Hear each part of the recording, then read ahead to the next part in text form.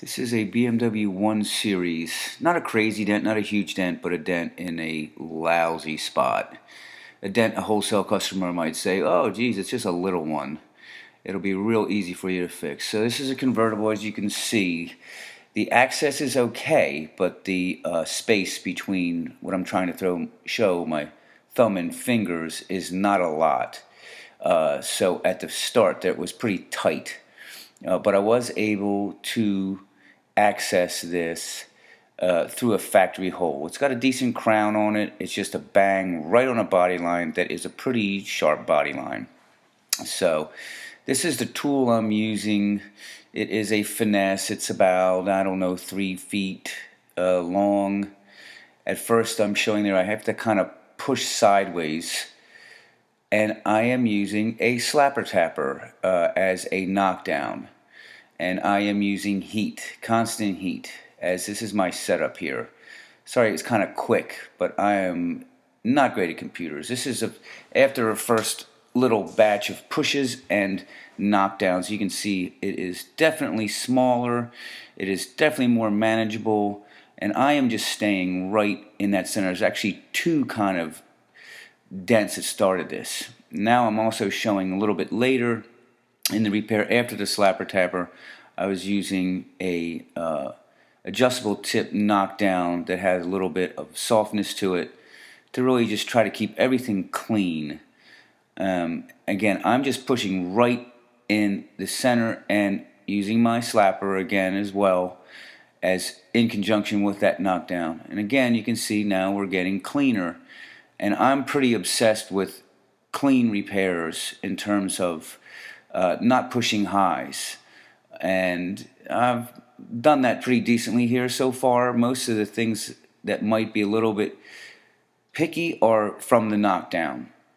And this is my process. I'm just pushing and knocking. And now you can see I'm showing it. This is my third kind of knockdown I'm using. This is a tighter one, smaller in the sense that I went from the slapper to, I'm showing it here. Okay.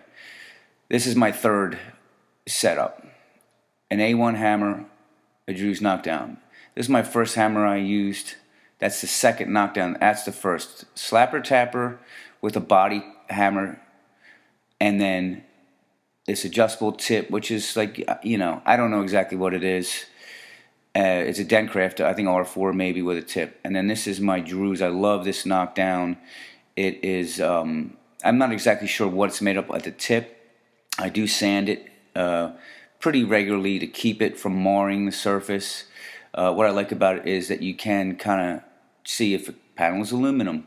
It's kind of handy to have in your pocket. And I generally have a couple different knockdowns in my pocket as I'm doing a repair. And here we are further along on the repair, and I've got that crown dealt with pretty good. I'm not straying from that center. And then here again I have the tester tape around this about 3-foot tool, finesse. Don't know the number of it, but it is adjustable handle, which I don't love in this kind of situation, but it does come in handy. And here I'm showing I got a little more room to push, and I'm pretty obsessed with how I push, which direction I'm pushing, not just twisting or kind of turning, but coming straight out when I can with the access that's involved here. I think that's really important for knocking down and for pushing. And here is basically the finished repair. It's not totally perfect. This was a wholesale job. There is a little bit of, I didn't build the bottom part of the body line out perfectly, but I was happy with this repair. And that's basically how I attack something that's sharp and right on a body line. Slapper tapper, soft tip, and then my finished knockdown. All right.